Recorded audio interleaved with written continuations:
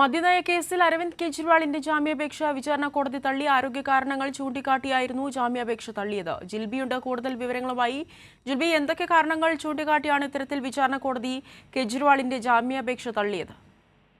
ആവണി, മദ്യനയ അഴിമതി കേസിൽ അരവിന്ദ് കെജ്രിവാൾ നൽകിയ ഇടക്കാല ജാമ്യ ഹർജിയാണ് വിചാരണ കോടതി ഇന്ന് തള്ളിയത്. ആരോഗ്യ കാരണങ്ങൾ ചൂണ്ടിക്കാട്ടിയായിരുന്നു തനിക്ക് 7 ദിവസം കൂടി ജാമ്യം നീട്ടി നൽകണമെന്ന് ആവശ്യപ്പെട്ട് കെജ്രിവാൾ ആദ്യം സുപ്രീം കോടതിയെ സമീപിക്കുകയും എന്നാൽ സുപ്രീം കോടതി രജിസ്ട്രി ഈ ജാമ്യാപേക്ഷ സ്വീകരിച്ചിരുന്നില്ല. അതിന് പിന്നാലെയാണ് അരവിന്ദ് കെജ്രിവാൾ വിചാരണ കോടതിയെ സമീപിക്കുകയും ചെയ്തത്. എന്നാൽ കെജ്രിവാളിന്റെ ആരോഗ്യ പരിശോധനകൾക്കായി നേരത്തെ നിർദ്ദേശങ്ങൾ പുറപ്പെടുവിച്ചിട്ടുണ്ടെന്ന് കോടതി ഇന്ന് വ്യക്തമാക്കി. അതിന്റെ നിരീക്ഷണത്തിൽ കൂടിയാണ് ഇന്നിപ്പോൾ അരവിന്ദ് കെജ്രിവാളിന്റെ ഈ ജാമ്യ ഹർജി നൽകിയിരിക്കുന്നത്. അതുപോലെ തന്നെ കെജ്രിവാളിന് ആവശ്യമായ വൈദ്യ പരിശോധന നടത്താനും കോടതി ബന്ധപ്പെട്ട അധികൃതരോട് നിർദ്ദേശിച്ചിട്ടുമുണ്ട്. ഇന്നിപ്പോൾ കോടതിയിൽ ഹാജരാക്കിയ കെജ്രിവാളിന്റെ ജുഡീഷ്യൽ കസ്റ്റഡി ഈ മാസം 19 വരെ നീട്ടിയിട്ടുമുണ്ട്.